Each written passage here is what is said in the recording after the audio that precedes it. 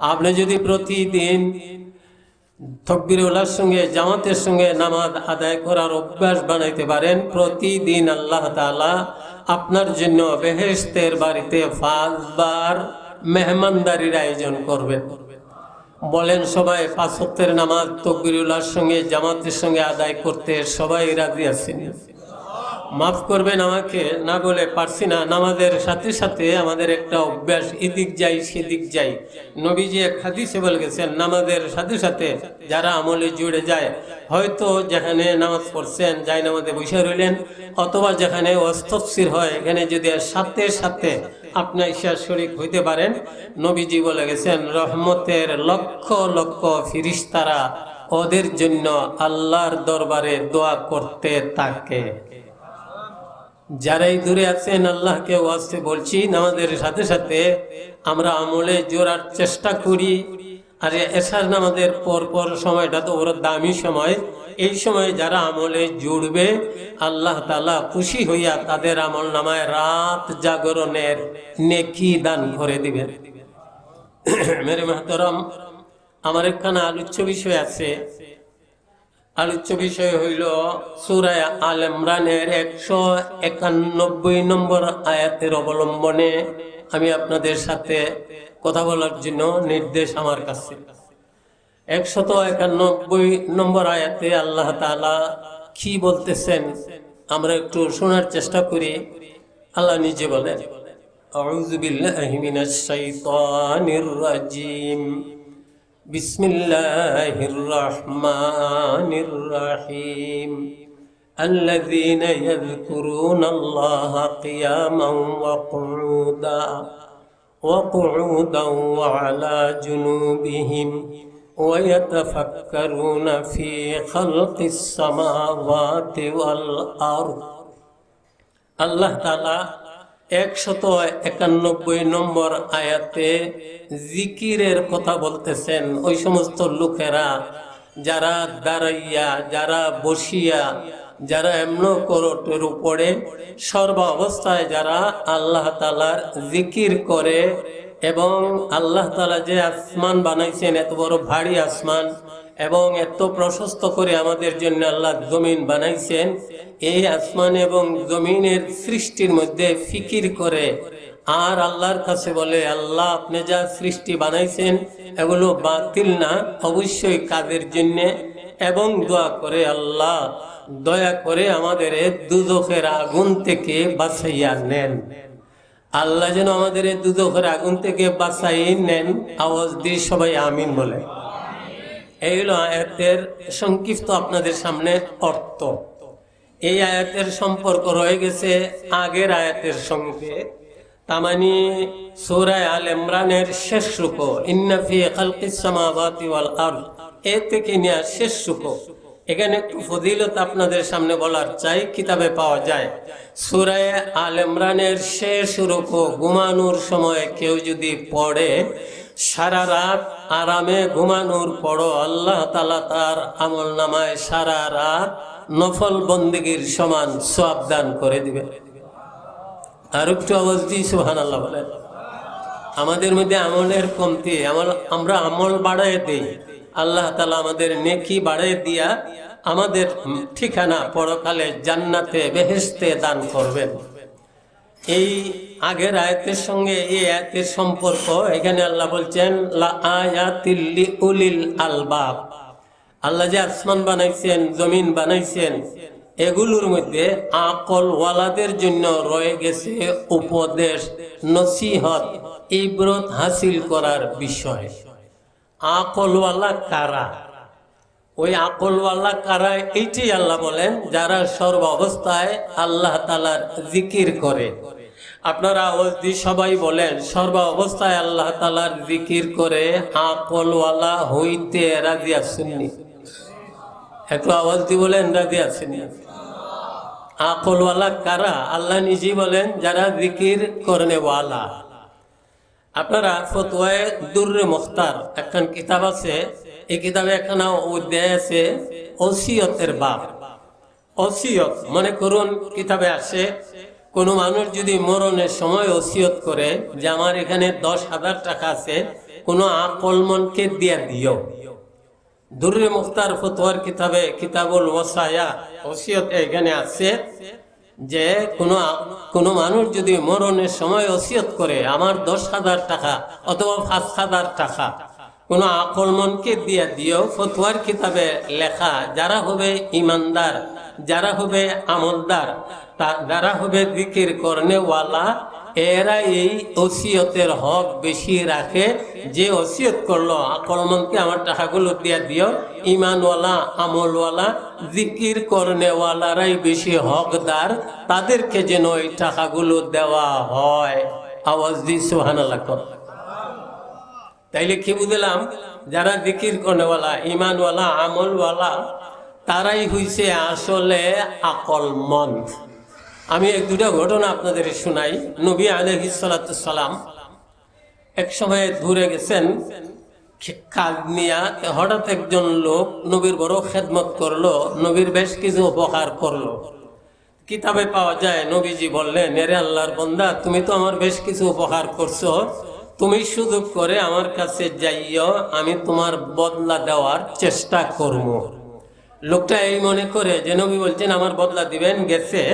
যাওয়ার পরে নবী বলেন, শোনো তো, তুমি যদি চাও তা আমি তোমাকে 80টা বকরি দিব, তুমি নিয়ে যাও।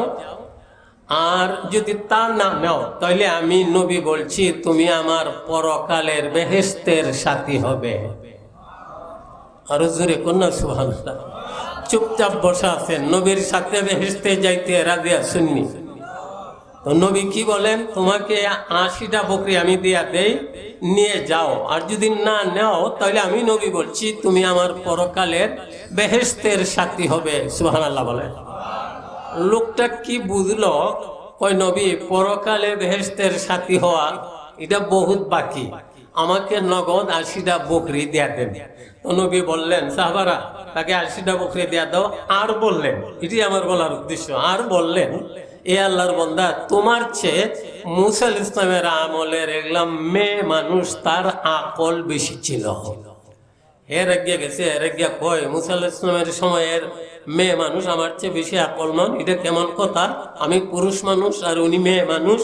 তখন নবীজি বললেন, মুসা আলাইহিস ইসলামকে আল্লাহ তাআলা যখন বলছিলেন, এ নবী মুসা, 6,70,000 মতান্তরে উম্মতদের নিয়ে মিশর দেশ ছাইরা অন্য দেশে চলে যাও, তবে তোমার সঙ্গে ঈসা আলাইহিস ইসলামের লাশ নিতে হবে। তো মুসা আলাইহিস ইসলাম তো আল্লাহর হুকুম পাইলেন মিশর দেশ ছাইরা অন্য দেশে যাওয়ার জন্য, তবে ঈসা আলাইহিস ইসলামের লাশের সন্ধান কোথায় পাবেন? উনি বড় পেরেশান হয়ে গেছেন, পেরেশানির শেষ নাই। ঈসা আলাইহিস ইসলামের লাশ কোথায় আছে কত কেউ জানে না। হঠাৎ দেখা যায় একজন বয়স্কা মহিলা বলতেছে, মুসা নবী আপনি পেরেশান হইনা দে, ঈসা আলাইহিস ইসলামের লাশ কোথায় আছে আমার খবর আছে। মুসা আলাইহিস ইসলাম মেয়েটার কথা অনুযায়ী ঠিক আছে দেখায় দাও। ওই দূরে নিয়ে গেল, যাওয়ার পরে দেখায় দিল, মাটি খুদার পরে দেখা যায় ঈসা আলাইহিস ইসলামের লাশ কবরে সশরীরে জিন্দা। আর একটু সুবহানাল্লাহ বলে। নবীগণের কবর মাটি খাওয়া আল্লাহ তাআলা হারাম করে দিছেন, হারাম করে দিছেন। ঈসা আলাইহিস ইসলামের কবর সশরীরে জিন্দা। মুসা আলাইহিস সালাম ঈসা আলাইহিস ইসলামের লাশ উঠাইলেন, আর মেয়েটারে বলছিলেন, কথা খুব লক্ষ্য করে শুনেন, আকলমন কারা। মেয়েটারে বলছিলেন, এগো মহিলা, তুমি আমার বড় উপকার করলে, তো নেও, আমি তোমাকে 100 বকরি দেই, নিয়ে যাও। আর যদি না নাও তাহলে আমি মুসা নবী বলছি তুমি আমার পরকালে মুসা নবীর বেহেশতের সাথী হবে। আগে এই বেড়ায় কি বলছিল যে নবী আমার 80টা বকরি দেয়া দেন, পরকালে আপনার বেহেশতের সাথী হওয়া বহুত বাকি ব্যাপার। মেয়েটা কয়, ও আল্লাহর নবী মুসা, 100 বকরি আপনি যদি আমাকে দেন আমার কত পেরেশানি হবে, কত কষ্ট হবে। আমি 100 বকরি চাই না, বরং পরকালে আপনি মুসা নবীর বেহেশতের সাথী হওয়ার চাই। ওই নবী বলছিলেন, এরে আল্লাহর বান্দা, তোমার চেয়ে ওই মেয়েটাই বেশি আকলমন যে নবীর সাথে বেহেশতে যাওয়ার চাই, প্রমাণ হয়ে গেল মেয়েটা ছিল ইমানদার, আমলদার, জিকির করনে ওয়ালা। এই জন্য আল্লাহ তার অন্তরে ঢেলে দিয়েছেন 100 বকরি নগদ কিছু পাইবা। মুসা আলাইহিস সালাম নবীর সাথে যদি বেহেশতে যাইতে পারো, কত পুরস্কার তুমি পাইবা। আকল মন কারা? এক কথায় যারা হবে ইমানদার, যারা হবে আমলদার, যারা হবে জিকির করনে ওয়ালা, আল্লাহর বাসায় তারাই আসল আকল মন্দ। আপনাদের আরো শোনাই, আমাদের মযহবের ইমাম আবু হানিফা রাহমাতুল্লাহি আলাইহি, যার এমন আমল ছিল দীর্ঘ 40 বছর পর্যন্ত যিনি এশার ওযুর দ্বারা ফজরের নামাজ পড়ছিলেন। যে বিছানায় ওনার মরণ হয়েছিল, ওই বিছানায় বসে বসে 70,000 বার আল্লাহর কোরআন খতম করছিলেন।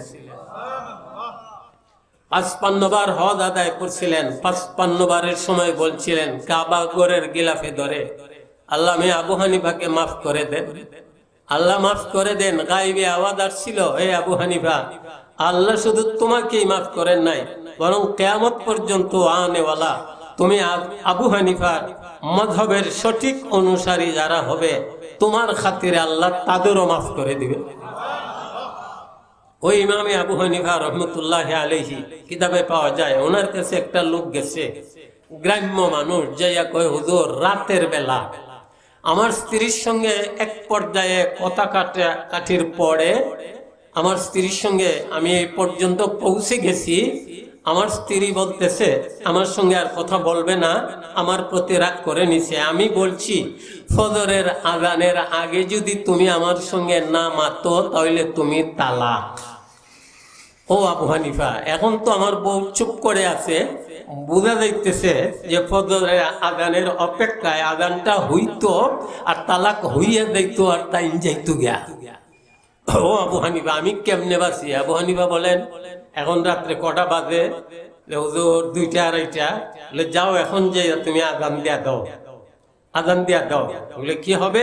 বলে যাও আযান দিয়া দাও। এখন যদি আযান দিয়া দাও তোমার বউয়ে মারতে উঠবে, তখন তোমার বউ তালাক হবে না, কারণ এখন হইছে ফজরের আযান না, এটা হইছে 2টা 2:30টার সময় তাহাজ্জুদের আযান। হয় ঠিক আছে, যে এবারে মারছে আযান, আযানের সাথে সাথে বউ বিটি মারতে উঠছে, কয় ঠিক আছে আলহামদুলিল্লাহ আমি তালাক হয়ে গেছি, সূর্য উঠলেই আপনার বাড়ি গিয়ে আমি যাইমুগা। বেটা কয় এটা তো ফজরের আযান না, ফজরের আযানের আগে না মাত্রে তুমি তালাক, ফজরের আযান তো এখন না, এটা তো হইছে তাহাজ্জুদের আযান, বেটি তো আটকা পড়ছে। তাইলে ইমাম আবু হানিফা রাহমাতুল্লাহি আলাইহি কেমন আকল মন ছিলেন। এক বেচারা তার ঘরে চোর ঢুকছে, আবার চোরা বেড়ারে চিন্না নিছে, তখন চোরা বেড়ায় পিস্তল ধরছে যে কালকে যদি তুমি কও চোরারে চিনছ বলে, তাইলে দেখো যদি কও চিনছ বলে তাইলে তোমার এই গুলি মারি আমি শেষ করে দিলাম। বলে ঠিক আছে আমি চিনছি, কইবো না। বলে যদি কও চিনছ তাহলে তোমার বউ তালাক হবে, স্বীকার করো।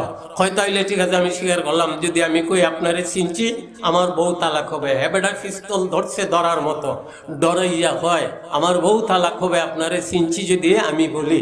ঠিক আছে আপনারে চিনছি বলে আমি কইতাম না। ইমাম আবু হানিফার কাছে গেছে, যে কই হুজুর এইভাবে চোরা বেটা আমার ঘরে ঢুকছে, পিস্তল ধরছে, আমাকে গুলি করবে যদি আমি কই চিনছি বলে। এখন তারে তো আমি চিনি, লাগাবাড়ির বেটা, এখন কি করতাম? মানুষ তো এই জিজ্ঞেস করবে এই চোরারে চিনছনি, যদি কয় আমি চিনছি না এটা হবে মিশা, আল্লাহ বেদার হবেন, মিশা হইলেও সব গুনাহের মা। হুজুর এখন কি করি? বলে দেখ আমার কথা মতো চলতে পারবে? বলে হ্যাঁ পারমু। বলে দেখ ফজরের নামাজে সব আসবে, আর তুমি রাস্তার কে দরজার সামনে দাঁড়ায় থাকবে, আর আমি বলবো সব এই দরজা দ্বারা যাও, আমার কথা অবশ্যই সবাই মানবে, এই দরজা দ্বারা যাবে। যারা সুরনা বলবে ইলানা ইলানা ইলানা, আর যে বেটা সুরা, এই বেটার সময় কিচ্ছু মারত না, তখন প্রমাণ হবে এই বেটাই সুরা। তাইলে তুমি স্বীকারও করলো না, বউ তালাক হইল না। আওয়াজ দি সুবহানাল্লাহ। তাইলে আল্লাহর ভাষায় আল্লাহ বলেন যারা জিকির করনে ওয়ালা, শহর হালতে আসল জিকির হইল হর হালতে আল্লাহর জ্ঞান ও খেয়াল দিলের মধ্যে পয়দা করা। বলেন সবাই আল্লাহর জ্ঞান ও খেয়াল দিলের মধ্যে পয়দা করতে সবাই রাজি আছেন? যারা আল্লাহর ধ্যান ও খেয়াল দিলের মধ্যে পয়দা করবে, মুখের দ্বারা জিকির করবে, হাতের দ্বারা জিকির করবে, পায়ের দ্বারা জিকির করবে, এক এক অঙ্গের এক এক জিকির রয়ে গেছে। আপনারা যারা হাঁটতে হাঁটতে এই তফসিরে আসছেন, এটা হইল আপনাদের পায়ের জিকির। মসজিদের দিকে যাওয়া পায়ের দিকের, হে সাকারিব আত্মীয় স্বজনদের কাছে যাওয়া পায়ের দিকের। এমনকি কোন নেক মানুষদের যদি আপনি দেখবার যান, এও পায়ের দিকির। আল্লাহ আপনাকে আল্লাহর খাস ওলি বানিয়ে নেবেন। আমরা দেখতে পাই জায়গায় জায়গায় ওয়াজ তাফসীর নেককারেরা আসেন, আমরা দেখবার জন্যই বেশি যাই। মুসলিম শরীফের এক হাদিসে নবী বলে গেছেন, একজন মানুষ যখন কোনো আহলুল্লাহ, একটা কথা জেনে রাখবেন, এলমে নবুয়ত উস্তাদের সামনে বইয়া পাওয়া যায়, ওয়াজ তাফসীরে আলিমদের সামনে শিখা যায়, পাওয়া যায়। আর নূরে নবুয়ত আসে আল্লাহ ওয়ালাদের সহবতে।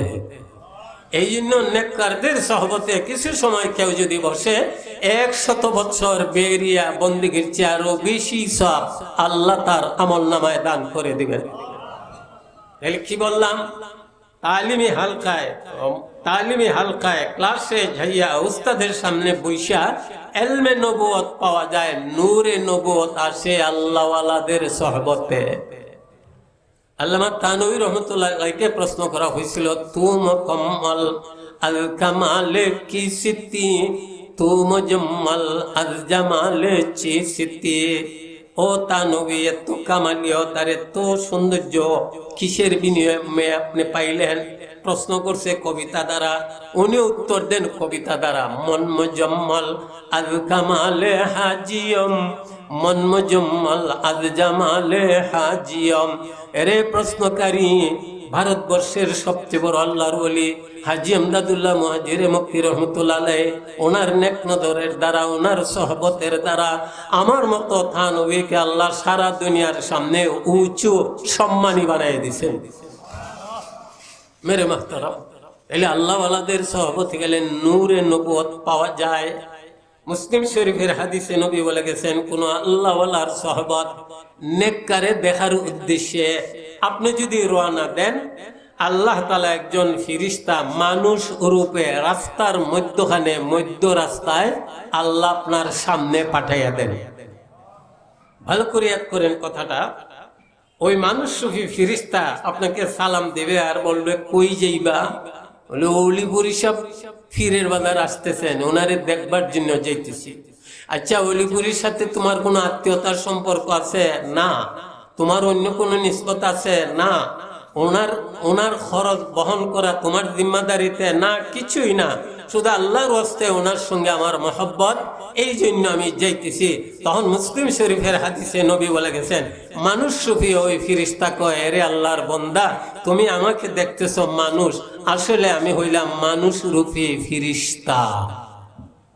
আল্লাহ আমাকে পাঠাই দিছেন, তুমি যে আল্লাহর ওয়াস্তে এক নেক মানুষদের দেখবার জন্য যাইতেছ, আল্লাহ তাআলা খুশি হইয়া তোমাকেও আল্লাহ তাআলা নেক বানাইয়া নিবেন। আল্লাহ তোমাকে আল্লাহর দুস্থ বান্দা হিসাবে গ্রহণ করে নেবেন। আওয়াজ দি সুবহানাল্লাহ।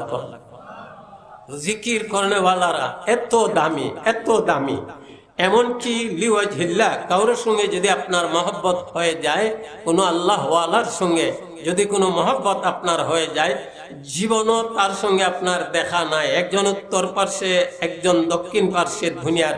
মিশকাত শরীফের হাদিসে নবী বলে গেছেন, কাল কিয়ামতে আল্লাহ তাআলা দুজনকে ডাকিয়া নিয়া আল্লাহর আরশের ছায়া তলে আল্লাহ নিজে তাদের মধ্যে পরিচয় করাইয়া দিবেন। জিকির করনেওয়ালার কত দামি।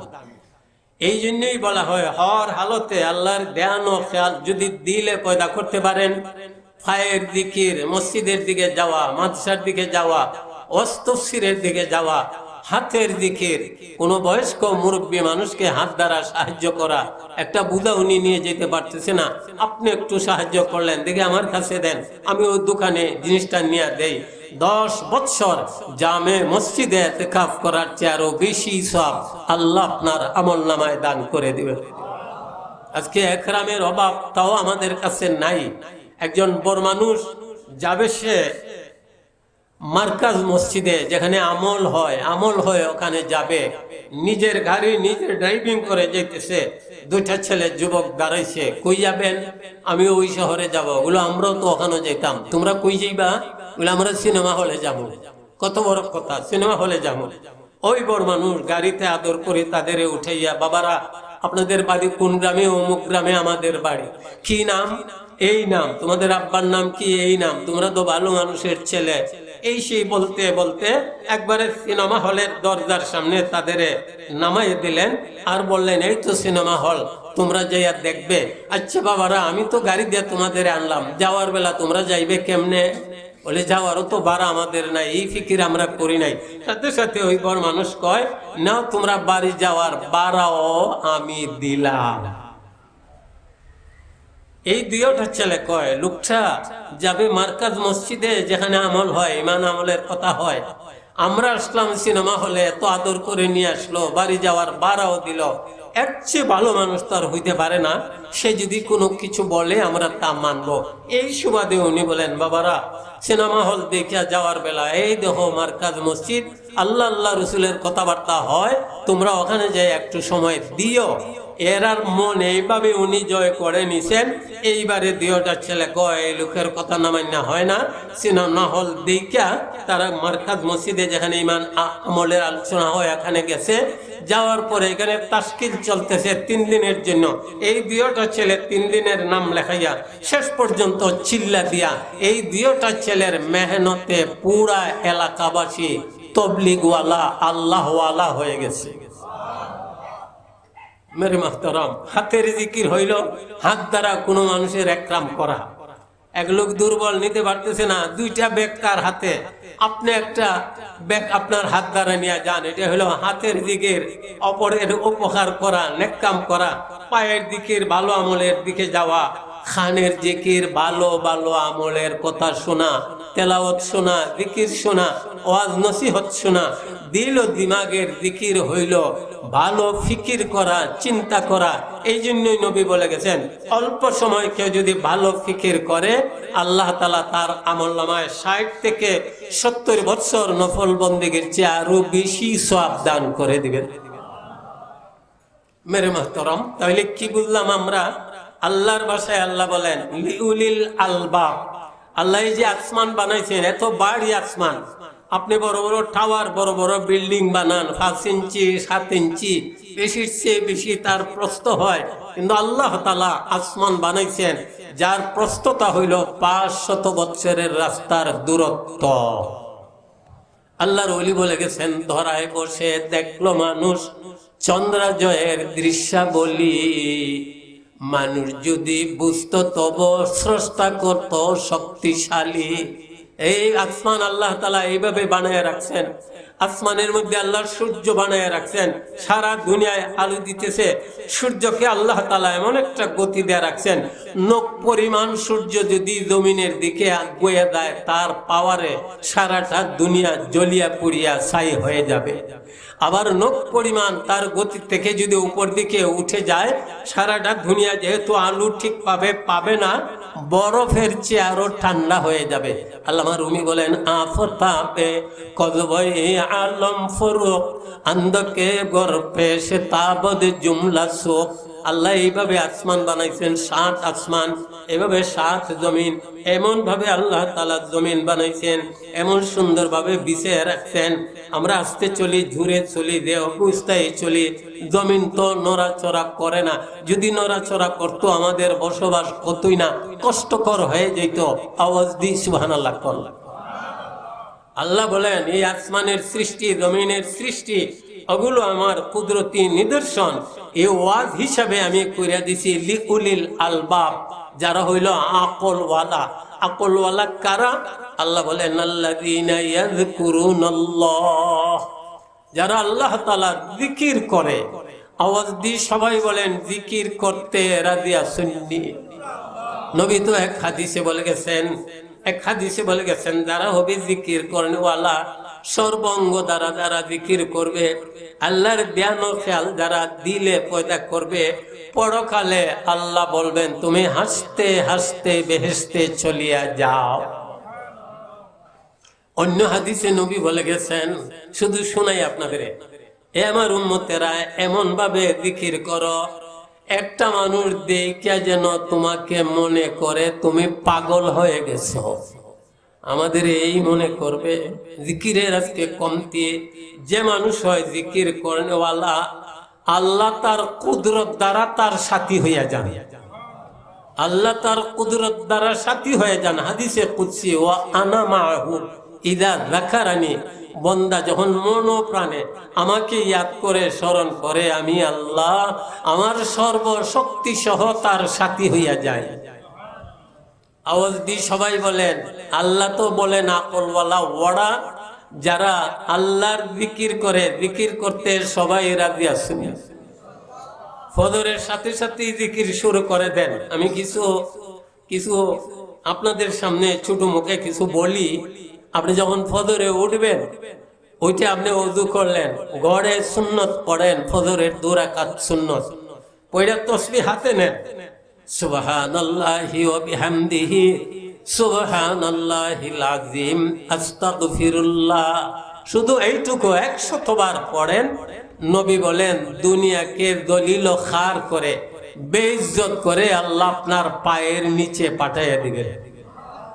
আর একটু আওয়াজ দিয়ে সুবহানাল্লাহ করলাম। আমরা সব কথা সময়ের অভাবে বলতে পারি না। আব্দুল্লাহ ইবনে উমর রাদিয়াল্লাহু তাআলা নবীর পার্শ্বে বসা একটা লোক আসছে, দুরাবস্থা। নবী বলেন, তোমার এই দুরাবস্থা কেন? লোকে কয়, আল্লাহর নবী আমিও ভাবি। নবী বলেন, শুনো আমি একটা আমল দেই। নবী আমল দিতে যায় কি বলতেছেন, এমন একটা তসবিহ তুমি পড়বে যে তসবিহ আসমানে পড়ে, যে তসবিহ জমিনে পড়ে, যে তসবিহ বাতাসে পড়ে, যে তসবিহ গাছে পড়ে, যে তসবিহ ফান্নে পড়ে, যে তসবিহ আল্লাহর সকল সৃষ্টি পড়ে। নবী কি ওয়াজ করেন দেখো, আগ্রহের জন্য বলেন, যে তসবিহ আসমানে পড়ে, জমিনে পড়ে, বাতাসে পড়ে, পান্নে পড়ে, গাছে পড়ে, ঘাসে পড়ে, মাছে পড়ে, আল্লাহর যত সৃষ্টি আছে সকল সৃষ্টি যে তসবিহ পড়ে, যদি এই তসবিহ আমি নবীর কথা মতো পড়তে পারো। লোকটা কয়, কি কথা আপনার? বলে, ফজরের সুন্নত এবং ফরজের মাঝখানে যদি 100 বার পড়তে পারো। নবী বলেন, আমি নবী বলছি, দুনিয়াটাকে বেইজ্জত করে আল্লাহ তোমার পায়ের নিচে পাঠাইয়া দিবে। আওয়াজ দিয়ে সবাই বলেন, নবীর কথা সত্য না মিথ্যা? তাসবিহানা সুবহানাল্লাহি ওয়া বিহামদিহি সুবহানাল্লাহিল আযীম আস্তাগফিরুল্লাহ। এটাই কিন্তু সহজ। আরো অন্য আমল আপনারা কিতাবে পাবেন, এটা কিন্তু সহজ। সহজটাই বলছি, কঠিনটা তো পারবেন না। যদি আপনি এইভাবে পড়তে পারেন, নবী বলেন, দুনিয়াকে বেইজ্জত করে আল্লাহ তোমার পায়ের নিচে পাঠিয়ে দিবেন। তাইলে আমি জিকির করি, একদিকে হব আকলওয়ালা আল্লাহর বাসায়, আর অপর দিকে দুনিয়াকে বেইজ্জত করে আল্লাহ আমার পায়ের নিচে পাঠিয়ে দিবেন। আপনারা তালাশ করুন ইতিহাস। ইয়াকুব নানুতুবি রহমতুল্লাহ আলাইহি, আপনাদের দোয়ায় আমরা দারুল উলুম দেওবন্দে গেছি, মকবরায়ে কাসিমি, ওগুলো আমরা জিয়ারত করছি। ইয়াকুব নানুতুবি রহমতুল্লাহ আলাইহি, ওনার কাছে এক লোক যায় বলতেছে, হুজুর এই নেন আপনার জন্য টাকার বান্ডিল নিয়ে আসছি। উনি বলেন, বাবা আমার টাকার প্রয়োজন নাই, আমার বহু টাকা আছে, এই দিবে আমার ফেরেশানি চিন্তাত ফেলাইবে। এখন না হুজুর নিয়ে যান। বলে, না আমি নিব না, নিতে রাজি না। এরপরে যে কয়, ওনার জুতা কোনটা? জুতারে কুজ্জা বাহির কইরা জুতার ভিতরের যে চামড়া, দেইরা চামড়া থাকে, এটারে কইলা টাকার বান্ডিল জুতার ভিতরে ঢুকাইয়া চামড়ালা কোন রকমে ঢুকাইয়া রাখিয়া দিছে। হুজুর আমল সাইরা যখন বাহিরে যাবেন, জুতা পায়ে ঢুকাইবেন, জুতা পায়ে ঢুকে না, পাও জুতার ভিতরে ঢুকে না, কারণ টাকায় তো জুতা ভর্তি হয়ে রইছে। এ কিরে আমার পাও ঢুকে না কেন?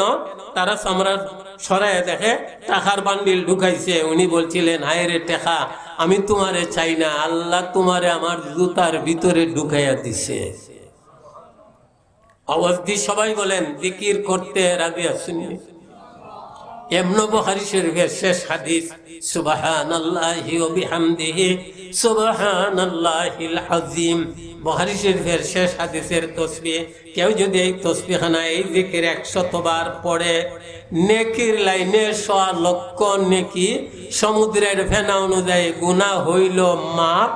গরিব থাকলে আল্লাহ তারে ধনী সুখী বানাই দিবেন। এইভাবে কিতাবে কানা দোয়া পাওয়া যায়।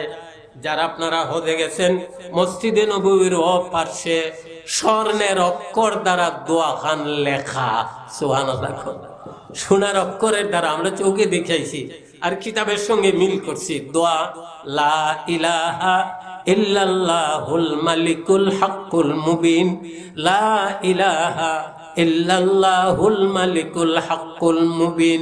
নবী বলেন এই তসবিহখানা, এই দোয়াখানা প্রতিদিন 100 বার কেউ যদি পড়ে 3 লাইনে আল্লাহ তারে লাভবান বানিয়ে দিবেন। 1 নম্বরে হইছে আল্লাহ তার গায়েবী খাজানা থেকে তারে সাহায্য করবেন। 2 নম্বরে মরণে কবরে আল্লাহ তারে আরাম দিবেন। 3 নম্বরে নবী বলেন আল্লাহ তার জন্য 8টা বেহেশতের সব দ্বার খুলে রাখবেন। আরো জোরে কন্যা সুবহানাল্লাহ। আজকে দিকে আপনাদের ধনী বানানো যায়নি আর বেহেশতে পৌঁছানো যায়নি। যদি এই তসবিহখানা আজমতের সঙ্গে গুরুত্ব সহকারে আপনি পড়তে পারেন, আল্লাহ তাআলা খুশি হইয়া 1 নম্বরে আল্লাহর গায়বী ধনের ভান্ডার থেকে সাহায্য করবেন। 2 নম্বরে মরণে কবরে আরাম দিয়া এই আমলের বদলে নবী বলেন আল্লাহ আপনার জন্য 8টা বেহেশতের সব দ্বার খুলে রাখবেন। দোকানে কি ইয়াদ রাখবেন? লা ইলাহা ইল্লাল্লাহুল মালিকুল হাক্কুল মুবিন। আরো কানা দোয়া তসবিহ হইল কালিমা ইসম লাহু মাকালিদুস সামাওয়াতি ওয়াল আরদ। আল্লাহ নিজে বলেন আল্লাহর কুদরতি হাতে রয়ে গেছে আসমান জমিনের দন সুখ আরামের চাবিকাঠি।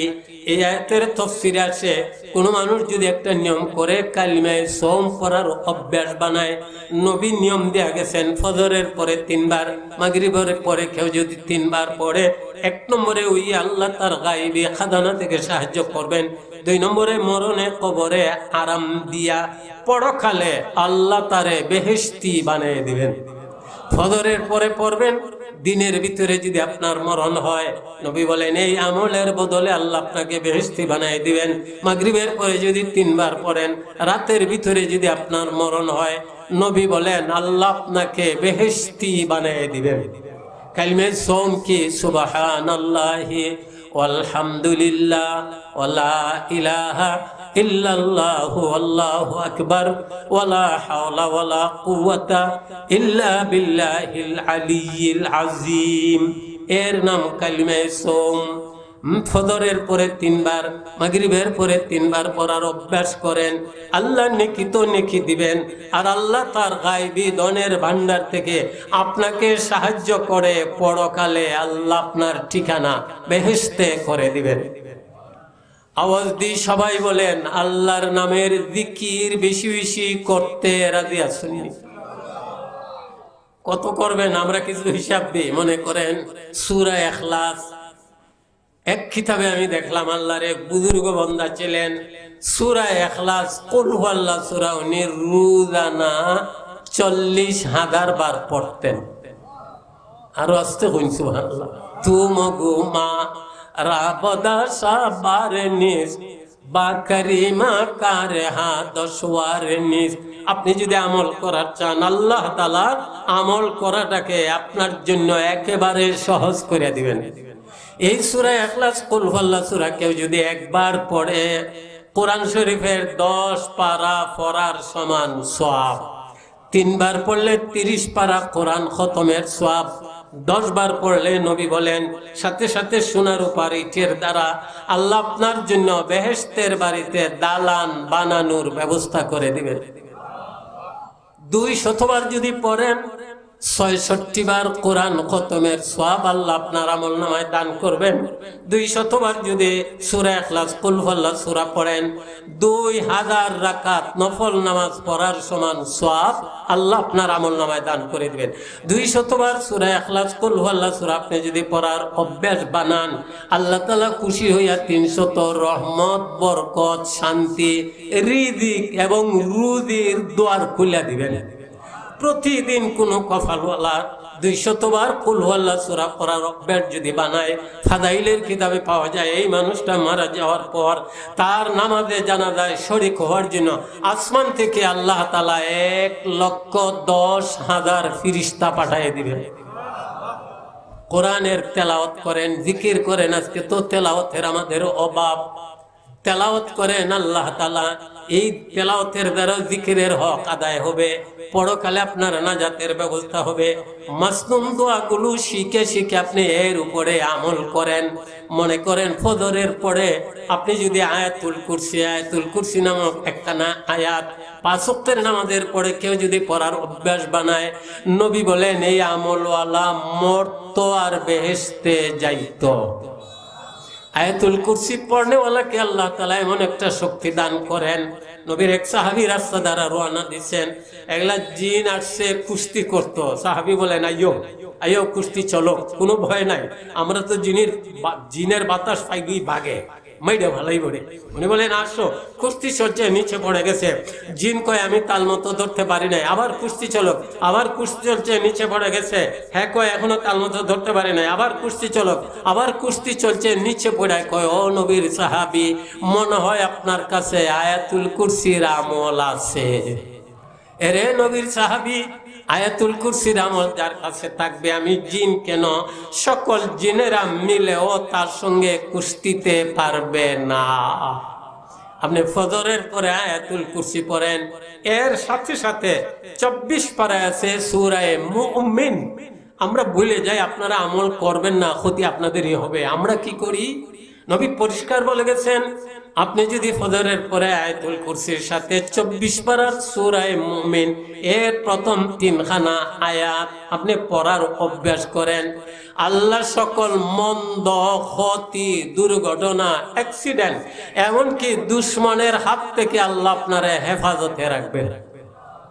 আওয়াজ দি সুবহানাল্লাহ বলে।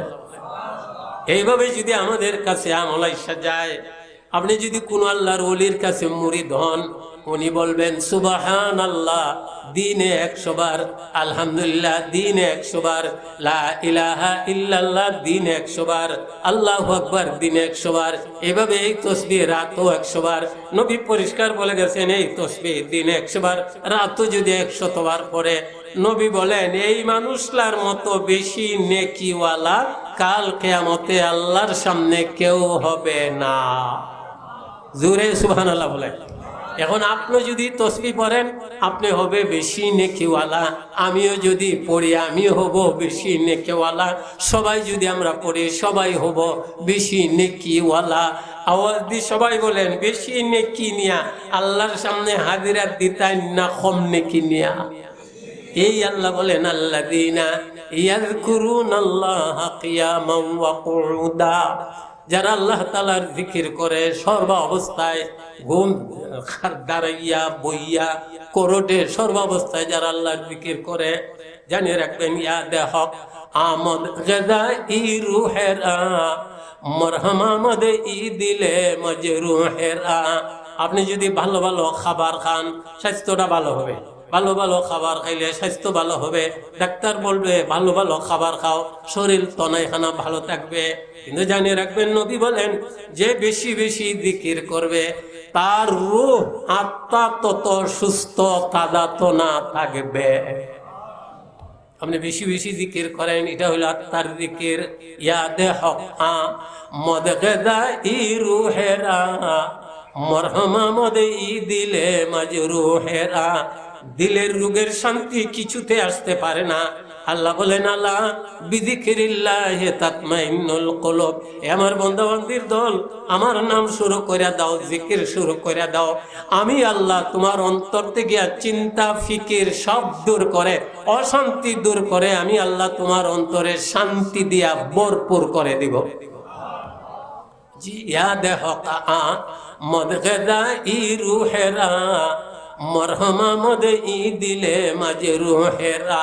বেশি দিন আগের কথা নয়, শেখ ফুলবাড়ি সাহেব রহমতুল্লাহ আলাইহি, নাম জানুননি আব্দুল মতিন সাহেব রহমতুল্লাহ আলাইহি, সিলেটের বড় চৌধুরী গোষ্ঠীর মানুষ, অসুস্থ হয়ে গেছেন।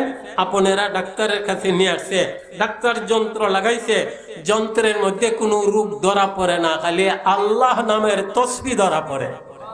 ইয়াদে হক মদ গদা ই রুহেরা মরহমা মদ ই দিলে মজরুহেরা। গরজমানে গাফিলাদের রহমাসুই আন্দরাদম হামদম শয়তা শুই। যে মুহূর্তে আপনি আল্লাহর ইয়াদ আল্লাহর জিকির থেকে গাফিল থাকবেন, ভালো করে জানি রাখবেন দুইটা কথা। একটা হইল আল্লাহর ধ্যান ও খেয়াল দিলে যদি পয়দা করেন, আপনি যদি জিকিরে থাকতে পারেন, আল্লাহ তার কুদরত সহ আপনার সাথী হয়ে যাবে। যে মুহূর্তে আপনি আল্লাহকে বলে থাকবেন, আল্লাহর ধ্যান ও খেয়াল আপনার অন্তরে নাই, মুখও জিকির নাই, হাতের দ্বারাও জিকির করেন না, পায়ের দ্বারাও না, দিল ও দিমাগও আল্লাহর জিকির নাই, ঠিক এই মুহূর্তে দুশ্মন শয়তান আপনার সাথী হয়ে যাবে। এই আল্লাহর ওলি বলেন গরজমানে গাফিলাদের রহমা সুই আন্দরাদম হামদম শয়তা সুই। যে মুহূর্তে আপনি আল্লাহকে বলে থাকবেন, আল্লাহর জিকির আপনার কাছে থাকবে না, আল্লাহর ধ্যান ও খেয়াল আপনার অন্তরে থাকবে না, ঠিক সেই সময়ে দুশ্মন শয়তান আপনার সাথী হয়ে যাবে। সবাই বলেন দুশ্মনকে সাথী বানাইতে রাজি আছেন? জোরে কোন রাজি আছেন? তাইলে সার সংক্ষেপ কথা, মাসনুন দোয়াগুলো আমরা শিখবো, শিখে শিখে আমি আমল করব। যত দোয়াগুলো লাভের রয়ে গেছে এগুলো আমরা পড়বো, আমলগুলো খুঁজে খুঁজে বাহির করে আমি ওগুলো করার চেষ্টা করব। ফজর এবং মাগরিবের পরে বিসমিল্লাহিল্লাযী লা ইয়াদুররু মা ইসমিহি শাইউন ফিল আরদি ওয়ালা ফিস সামাই ওয়া হুয়াস সামিউল আলিম। ওই বড় এক জিকির। ফজরের পরে কোনো কথাবার্তা না বলে 3 বার, মাগরিবের পরে যদি কেউ 3 বার পরে সকল অনিষ্ট, সকল ক্ষতি, সকল মন্দ দুর্ঘটনা সব থেকে আল্লাহ তার কুদরত দ্বারা হেফাজতে রাখবেন। এমনকি খানা দানার সময় বিসমিল্লাহিল্লাযী লা ইয়াদুররু মা ইসমিহি শাইউন ফিল আরদি ওয়ালা ফিস সামাই ওয়া হুয়াস সামিউল আলিম কইরা কোনো কিছু যদি খান, এটার মধ্যে কেউ যদি জহর, কেউ যদি বিষ মিশাইয়া দেয়, এই দোয়ার বদলে এই বিষকে আল্লাহ তাআলা আপনার জন্য ভিটামিন দ্বারা বদলাইয়া দিবেন। এক সাহাবীর নামে আসে, বুজুর্গ সাহাবী, নাম হইল সাইয়্যিদিনা আবু দারদা রাদিয়াল্লাহু তাআলা আনহু। ওনাকে ওনার বান্দি 40 বার বিষ খাওয়াইছে, উনি মরবেন দূরের কথা, দেখা যায় স্বাস্থ্য আরো ভালো হয়েছে। সুবহানাল্লাহ, স্বাস্থ্য আরো ভালো হয়েছে। 40 বার বিষ খাওয়াইয়া বান্দি আর কতবার খাওয়ায়, হয় হুজুর ও আমার সরদার 40 বার বিষ খাওয়াইলাম, মরলানাতে। আবু দারদা রাদিয়াল্লাহু তাআলা আনহু বলেন, এ বান্দি যতবারই তুমি আমাকে খাওয়ান দাও, আমার সন্দেহ হয় আমি নবীর শিখানো দোয়া পড়া খাই, তোমার বিষ আমি খাই, আমি যেন আল্লাহর হুকুমে দামি ভিটামিন খাই। তোমার 40 বারের এই বিষ খাওয়ানো আমার এমন দামি ভিটামিন হয়েছে, আমার যেন শারীরিক শক্তি আল্লাহ আরো বাড়াই দিছে। আরো কিছু আমরা জানি না, তো এই টোকা খাই। খালিদ রাদিয়াল্লাহু তাআলা আনহু একটা এলাকা দখল করে নিছেন, ওনার সৈন্যরা ঘেরাও করে রাখছে, এই খ্রিস্টানদের কষ্ট হইতেছে। খালিদ রাদিয়াল্লাহু আনহু মনে মনে ভাবলেন তাদের তো কষ্ট হয়, একজনে পাঠাই দিলেন আপোষের প্রস্তাব দেয়া। হেরা আপোষের প্রস্তাব গ্রহণ করে একজন বয়স্ক মুরব্বী পাদ্রীরে পাঠাইছে খালিদ রাদিয়াল্লাহু আনহুর কাছে, বুড়া মানুষ, চুলদারি সাদা, সাথে একটা বোতল। খালিদ রাদিয়াল্লাহু আনহু বলেন, এই বোতল কি, আমি আপনাকে দাওয়াত দিয়ে আনছি, যা লাগে ঠান্ডা শরবত সব আমি ব্যবস্থা করব। বোতল কি? বলে বোতলের মধ্যে একটা জিনিস আছে, এটা কইতাম না। বলে না, কম বলতে হবে আগে, পরে আপনার সঙ্গে আলোচনা। বারবার বলার পরে বলে, এটার মধ্যে বিষ। আজকের আলোচনায় যদি আমি জয়ী না হই, আমার শরম হবে সমাজে, লজ্জিত হব দলের কাছে, এই জন্য জয়ী না হইলে আমি বিষ নিয়ে আসছি, বিষ খাইয়া মরতাম। খালিদ রাদিয়াল্লাহু আনহু বলেন, তাহলে আপোষের আলোচনা পরে হবে, আপনার বোতলের বিষ দেন, দেখি আমি খাই কি হয়। খবরদার, এটা খাইলেই মানুষ মারা যায়। খালিদ রাদিয়াল্লাহু আনহু বোতলটা টান দিয়ে না কি পড়লেন, পয়রা খাইলেন, মরবেন দূরের কথা, নগদ দেখা যায় স্বাস্থ্য আরো ভালো হয়েছে, চেহারা যেন আরো পরিষ্কার হয়েছে। পাদ্রী কয়, ব্যাপার বুঝলাম না। খালিদ রাদিয়াল্লাহু আনহু বলেন, নবীর শিখানো দোয়া পড়ছি, বিসমিল্লাহির রহমানির রহিম, বিসমিল্লাহি ওয়া বিল্লাহি, বিসমিল্লাহি রাব্বিল আরদি ওয়াস সামা'i, বিসমিল্লাহিল্লাযী লা ইয়াদুররু মা ইসমিহি শাইউন ফিল আরদি ওয়ালা ফিস সামা'i ওয়া হুয়াস সামিউল আলিম। নবী বলছেন, কোনো কিছু খাইতে এই বিসমিল্লাহ পরে কেউ যদি খায়, বিষও হইলে আল্লাহ তার জন্য বিষকে ভিটামিন দ্বারা বদলাইয়া দিবেন। খ্রিস্টান কয় তাহলে আপনার সঙ্গে আর আপোষে আলোচনার প্রয়োজন নাই, দৌড়ে যাইয়া দলের কাছে কয় এ কার সঙ্গে বিরোধিতা করতেছ, কার মোকাবিলা চাইতেছ, আসো সবাই সালেন্ডার হও আর কালিমা পড়ে মুসলমান হয়ে যাও। আজিজ ও দুস্থ আওয়াজ দিয়ে সবাই বলেন সর্ব অবস্থায় আল্লাহ তাআলার জিকির করতে রাজি আছেন। ফজরের পরে ঘর থেকে বাইর হবেন বিসমিল্লাহির রহমানির রহিম, বিসমিল্লাহি তাওয়াক্কালতু আলাল্লাহ লা হাওলা ওয়ালা কুওয়াতা ইল্লা বিল্লাহ আল্লাহুম্মা ইন্নী আউযু বিকা মিনান নাযিল্লা আও নাযিল্লা আও নাযিলমা আও নুজলামা আও নাজহালা আও নুজহালা। যেহেতু দোয়া আসছে না বললেও তো পারি না বলে হইলা না, এটা পড়ে আপনি যখন ঘর থেকে বাহির হবেন ঘরে ফিরা পর্যন্ত আপনি আল্লাহর হেফাজতে থাকবেন। আওয়াজ দিয়ে সবাই বলেন মাসনুন দোয়াগুলো যত প্রকারের জিকির আছে আল্লাহর কোরআনের তেলাওয়াত সহ জিকিরের অভ্যস্ত হইতে সবাই রাজি আছেন। যদি আপনি জিকিরের অভ্যস্ত হইতে পারেন, আল্লাহর ভাষায় আল্লাহ বলেন উলুল আলবাব, এরা হইল আমি আল্লাহর কাছে আকলমন, আমি আল্লাহর কাছে সে বড় প্রিয়। আকলমন সে ওই আকলমন।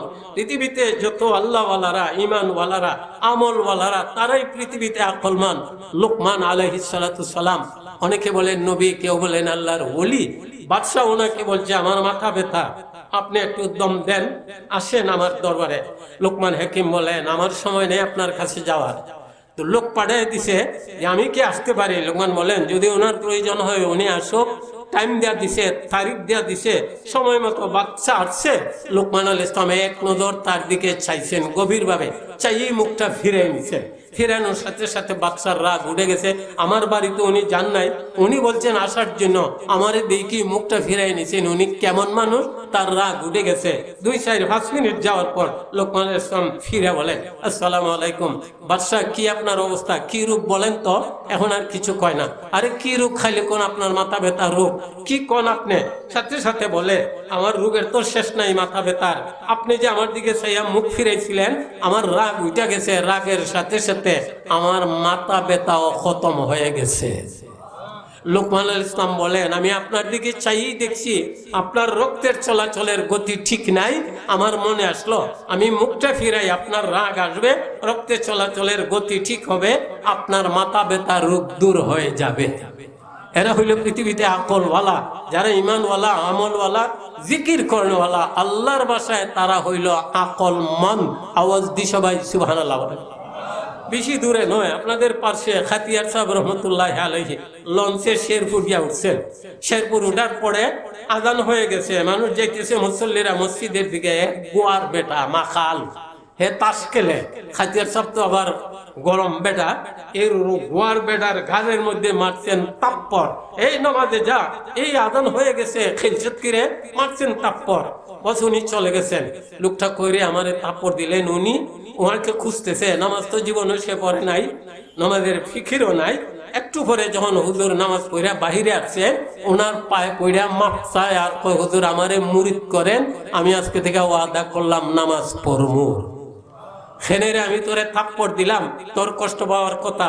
ওই হুজুর আমার গার বেদনা, মাথা বেদনার শেষ নাই, আপনি যে আমারে থাপ্পড় দিছিলেন এই চল মসজিদে নামাজের জন্য, থাপ্পড়ের সাথে সাথে আমি বুঝেছি আমার গারের বেদনা, মাথার বেদনা আল্লাহ দূর করে দিছে। আমারে মুরিদ করেন, আমি ওয়াদা করলাম আর কোনোদিন নামাজ ছাড়বো না, আমি নামাজি হয়ে গেলাম। আওয়াজ দি সবাই সুবহানাল্লাহ বলেন। মেরে মাতরম, আমরা ওদেরকে বলি ও আকল মনে বড় জ্ঞানী, সে বড় বুঝদার। আপনাদের আরো একটা ঘটনা শোনাই। এক আল্লাহর ওলি, নেক মানুষ, আল্লাহর ওলি, যে যত বড় আল্লাহর ওলি হবে, ইমানদার, আমলদার, জিকির করেনওয়ালা, আল্লাহর ভাষায় সে হইল সবচেয়ে বড় আকলমন। এক আকলমন রাস্তা দ্বারা রওনা দিচ্ছেন। এগুলা মানুষ পাইয়া হুজুর কই যাবেন? বলে আমি নাচনি যাইমু। সে কয় আমিও তো যাইতাম। তো আকলমান আল্লাহর ওলি, উনি বলতেছেন তুমি আমার গারে সোয়ার হও, না হয় আমি তোমার গারে সোয়ার হই। ওই হুজুর দেখতে তো লাগে মিয়া সব মানুষ, বুজুর্গ মানুষ, বোঝা যায় বুঝদার মানুষ, বলে আপনার কথা তো বুঝে আসলো না। উনি আর কোনো মাত না। কিছুক্ষণ পরে যাইয়া দেখেন এক ক্ষেত ফাঁকিয়া রয়েছে। তখন ওই লোকটারে সাথীরে বলতেছেন এই বেটা, এই ক্ষেতের মালিক দান খাইয়া নিছে না খাইছে না?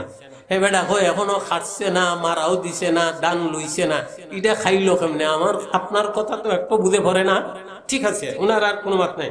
আর কিছুক্ষণ যাওয়ার পরে একটা মানুষ মারা গেছে, মারা যাওয়ার পর দুইজন জানাজায় শরিক হয়েছেন। শরিক হওয়ার পরে ওই নেক মানুষ বলতেছে, অবা এই মানুষটা মরছে না জিন্দা? হ্যাঁ কয় হুজুর সে মারা গেছে, আপনি আমি দুইজনই আমরা জানাজায় শরিক। ই কোন কিতা আপনি মরছে না জিন্দা? সে তো মারাই গেছে। উনি আর কোনো মাত না, ঘরে গেছে। সেই লোকও ওনারে বাংলা ঘরে বসাইছে। তার মেয়ে ছিল আকলমন, ইমানওয়ালি, জিকির কর্নেওয়ালি, নেকওয়ালি।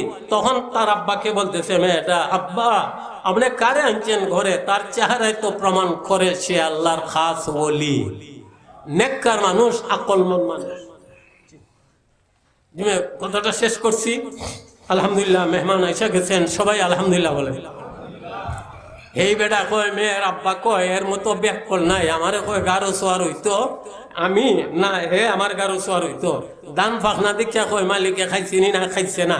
আর মারা গেছে জানাজায় শরীফ, কয় বেটা মরছে না জিতা। ওই মেয়েটা কয় আব্বা একদিকে সে আকলমন, অপরদিকে সে আল্লাহর ওলি। ওই যে কইছে গাড়ে সোয়ার হওয়ার কথা, মানে আইটা তো যাইতেইব। হয়তো বুঝাইছে আপনি একটা কথা শুরু করেন, কিচ্ছা না হয় আমি একটা শুরু করি, সময়টা যাইবনের সহজে, এই বুঝাইছে আব্বা। সে তো আকলমন। বলে বেটি খেত খাতা খাওয়ার কথা যে কইল, বলে আল্লাহর ওলি বুঝাইছে।